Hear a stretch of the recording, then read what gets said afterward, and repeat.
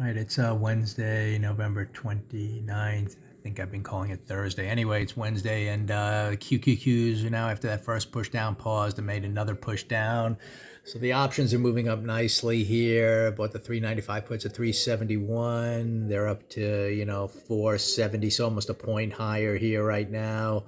And you could, at this point, set up a no risk trade in some form. It's very still tricky to know if this is really going to completely fail. We're still above the midpoint of the prior day, but I was more looking at just this 2-up day that reached its target, had the weak start to the day, and had the potential, if you want to call this kind of a trading range, to fail given that opening price action. But I still think there could be a bounce up in here as well. So it's a little tricky. I think by the end of the day, we'll really get a better picture of what's going on here relative to this tight range, and if this was a breakout failure or if it's a breakout pause and maybe a continuation higher.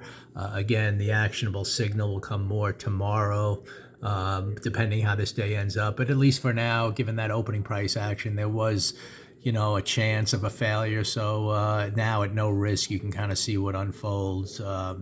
And watch 15-minute price action, but as long as we kind of hold above the midpoint of this day, anything's possible before the day's over, although we do seem to be, possibly failing, breaking out of that target. And again, on that up move here, price already reached its target and then immediately failed on that opening bar. So we're heading a little lower this morning, but still yet to be seen how this day is going to end up.